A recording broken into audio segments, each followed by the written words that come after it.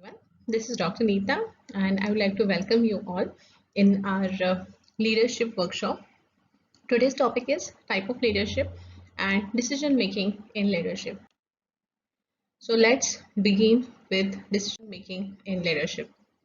So leadership, of course, leader has a goal and leader also have followers. The process of guiding followers in a certain direction in pursuit of a vision, mission, or goal is explained as leadership.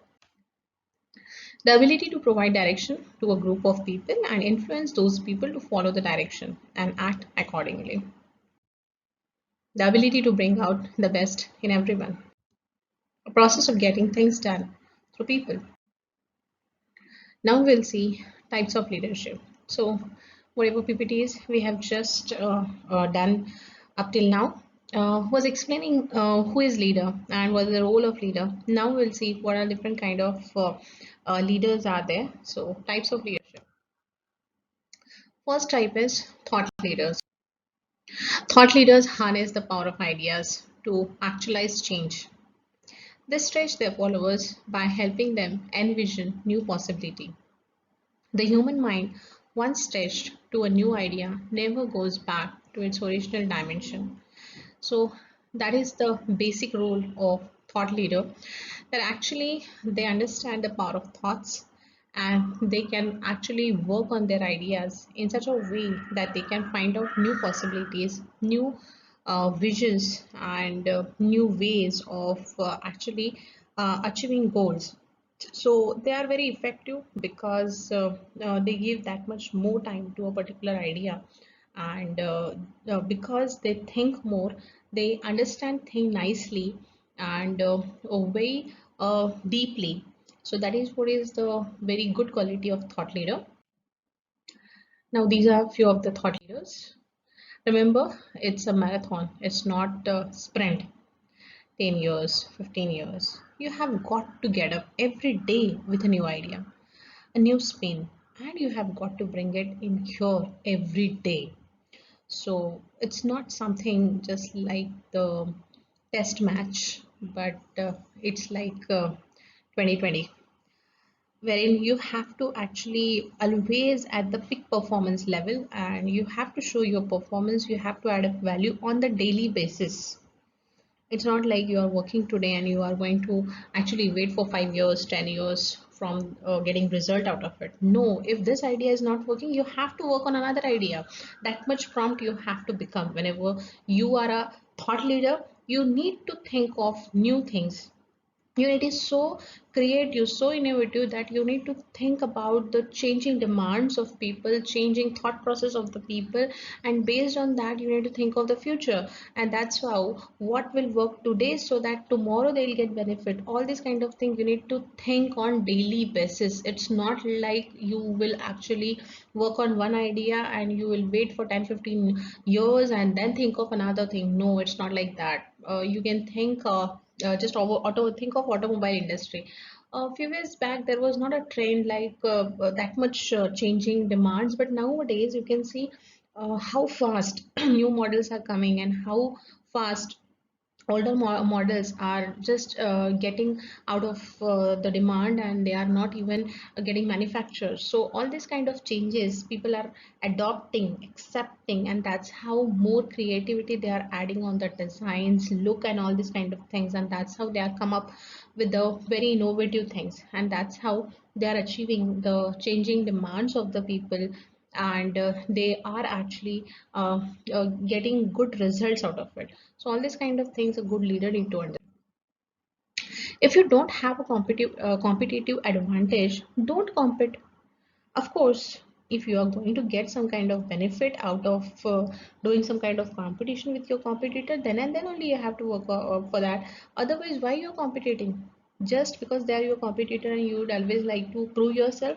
No, if you are not getting any kind of benefit, any kind of advantage, then no need of getting into some kind of competition. Stay hungry, stay foolish. Courage leaders. So now coming to the next category of the leadership type, that is courage leaders. Few of the courage leaders. You must never be fearful about what you are doing when it is right. So if you know that you are doing right thing, so why to worry about it? If you are working for right cause, so there is no need of fear. Abraham Lincoln says that success is going from failure to failure without losing your enthusiasm. Of course, failures are the stages to actually achieve success. So that is the staircase you have to cross to achieve success. It's not like if you are getting failure in one task or one particular thing, so you will leave your courage and you will just feel low. No, of course, if you are getting failure in one particular thing, you may try different thing in a different way. So that is what is the mool mantra of success. Next category is inspirational leaders. Martin Luther King Jr. He says that faith is taking the first step even when you can't see the whole staircase. We are never defeated unless we give up on God. So this is the graph of inspirational leadership model, that they are first self leadership, and then they leading by example, then they leading others, and then they become inspirational leaders. So this is how actually you can inspire people.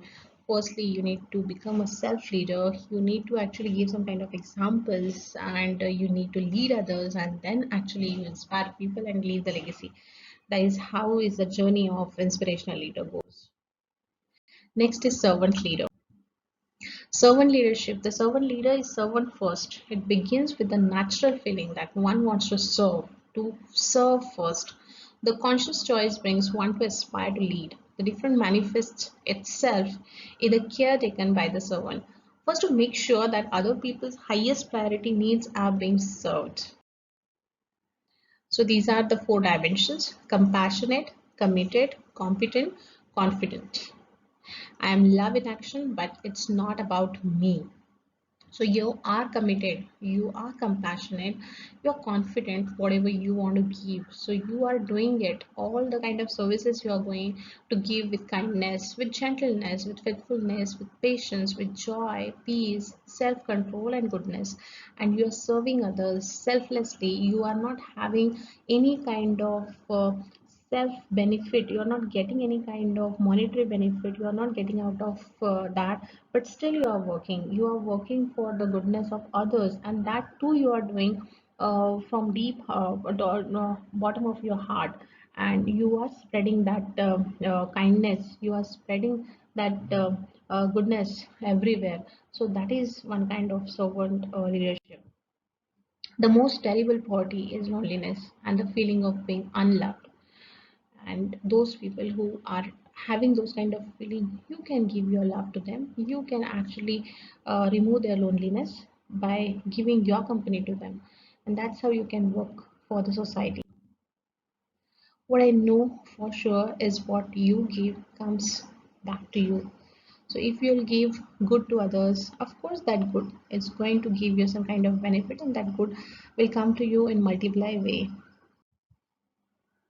Your decision making needs to be very sharp. Yes, no, or maybe.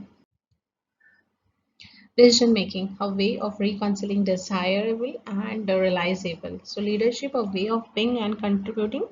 Governance, a way of organizing and managing. And strategy is a way of choosing and doing. So these are the three different kind of things together form your decision making process. The thought process of selecting a logical choice from the available options makes your decision making process. So this is the specific definition of the decision making, wherein you are working on a particular kind of thought process. You are actually analyzing it, you are selecting different choices out of it, and then whatever available options are there, you are just understanding those options, and then out of that, which is the best option that you are choosing, and that's how you are making your definition, your decision making process. There are two types of decision. One is program decision and another is non-program decision. When it comes to program decision, they are routinary, they are repetitive, they are based on a particular framework whichever actually continuously company is using, and these kind of decisions, if the leaders are taking them, they are taking the program decisions. The problem to promotions of employees is solved by promoting those employees who meet promotion criteria. So Now company organization have given you certain criteria. There's if this criteria fulfilled, then and then only employees are going to get the promotion. So you are taking the decision based on that programmed criteria only. So such kind of decisions you are making, then you are a programmed decision maker. Now let's discuss about unprogrammed decisions. Now whenever it comes to unprogrammed decision, they are novel and non-recurring. Means up till now such kind of decisions never has taken. This is the first time someone is taking this decision, so that's why it is non-recurring, and these are novel decisions. These are unique and unusual decisions. They are not ready-made solutions, and are not solutions are not available there. Therefore there are many different ways, so mostly for high importance.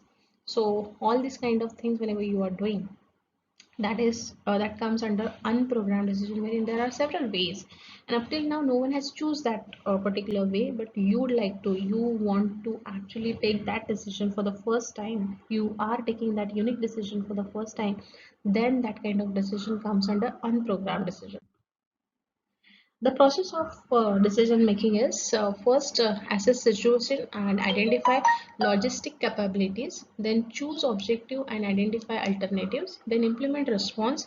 Lastly, monitor and review based on program or situation and changes. So all these kind of steps comes whenever the process of decision making starts. So this much for this PPT. Thank you very much.